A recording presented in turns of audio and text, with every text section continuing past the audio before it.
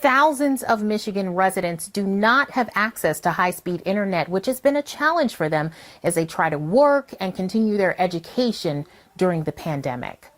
House Bill 4210 would have expanded broadband access in rural areas and made the equipment used for this service tax exempt. Last week, the governor rejected the bill partially because the broadband speeds it called for aren't high enough.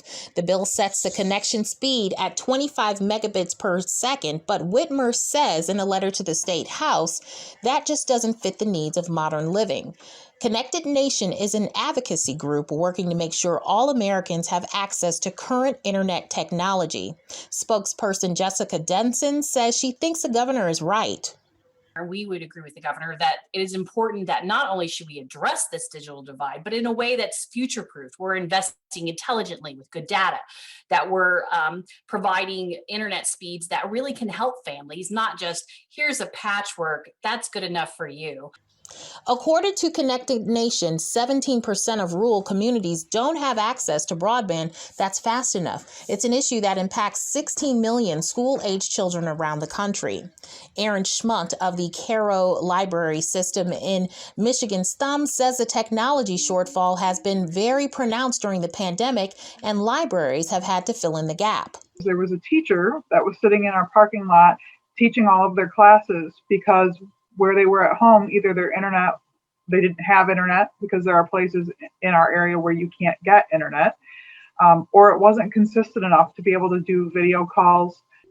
Officials with Connected Nation say 25 megabits per second is the bare minimum to be considered high speed, but those connection speeds don't go far in most homes.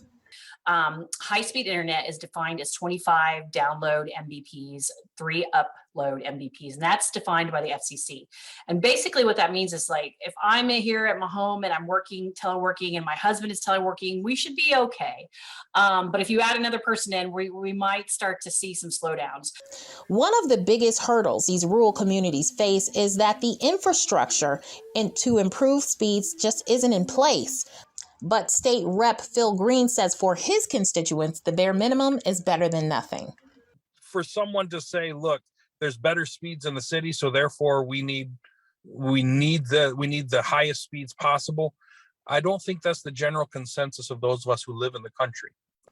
SCHMANDT is on the front lines of this issue. Currently, the library not only makes its Wi-Fi available from the parking lot, it also loans out Wi-Fi hotspots, which many people in the community depend on for work and school.